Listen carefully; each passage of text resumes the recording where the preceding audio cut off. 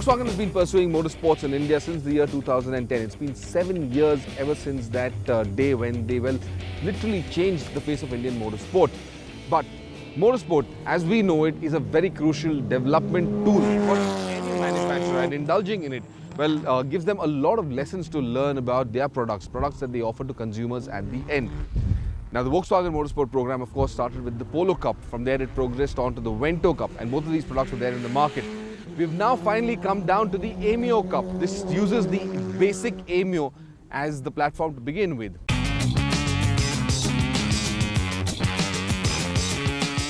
Volkswagen has been developing the Ameo Cup car for a little more than a year. But why that long? Because, well, what you see here, just the body shell belongs to the Ameo. That's the only stock element. And of course, there are still a lot of modification in that body as well. However, almost all of its internal organs, they're completely different from the stock car. Not one bit of this car is stock. The most crucial element that has changed, of course, is the engine and the transmission. Volkswagen uses the Polo GTI, which they recently launched in India as well. We're using the same engine in this. It's a 4-cylinder turbocharged engine out here. It makes 205 horsepower. It's the very pinnacle of what Volkswagen Motorsport has achieved in India today. This is the fastest, most powerful race car they have offered to, well, the Indian motorsport arm.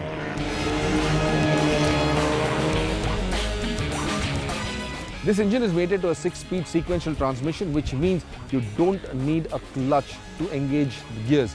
And the transmission, of course, is directed by paddle shifters behind the steering wheel, and this builds a bit of familiarity for those drivers, especially the novice drivers who are coming into this series. It makes them a little comfortable rather than using just a stick lever shift up or down. MRF have been a crucial partner to Volkswagen Motorsport for the last couple of years, and they've helped with a lot of the development of the car because of the tyres as well that they develop, and this year is no different. Of course, there's a new tyre this year for the Ameo Cup car, and essentially it's a compound. The compound is between a medium and a soft compound for that matter, but crucially the changes are to the sidewall construction as well as to the tread, and that brings about a lot of dynamism to the car. It's a lot more stable, a lot grippier. I've been driving it here at the Kari Speedway, and it's been fantastic. It's grippy where it has to be grippy, yields where it needs to yield, and I think I'm looking forward to putting a few more laps right now, right here.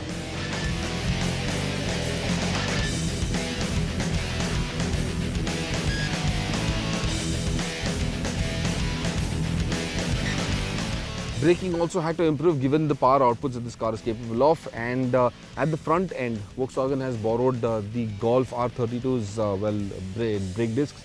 At the rear, however, it still uses the Polo GTI's brakes, but overall they've got phenomenal stopping power.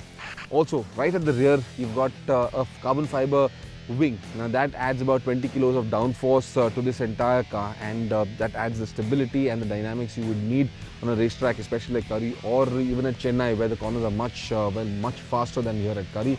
Probably even going around to BIC, where it's even faster than at Chennai for that matter, with the long, swooping, flying corners. This car should be absolutely stable. I'm looking forward to driving this car at BIC, especially given that this car can reach much higher top speeds and is a much quicker car around a racetrack than the Vento or the Polo Cup for that matter. So it should be a lot more fun to drive on the bigger, larger circuits.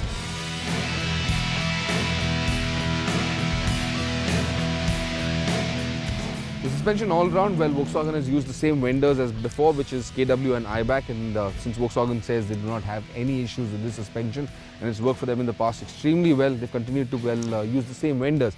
Now, the suspension, the only change of course for this year is that the damper ratings and the springs, those ratings have changed considerably. The springs are softer. Again, keep in mind that this car is about 50 kilos lighter than the previous generation race car, and to make it a little more easy, a little more comfortable for the first timers to again manage all of this car on the racetracks, that's one of the reasons why the suspension has gone a little softer than before. But nonetheless, the dynamics are spot on. I've been driving this car for several laps now at the Kari racetrack, and steering is tight, it's phenomenally quick, feels extremely light, the car is extremely manageable. Bear in mind again that the Ameo Cup car, the wheelbase of the Ameo is shorter than the Vento, so it makes it more nimble, more agile. It's easier to throw this car around.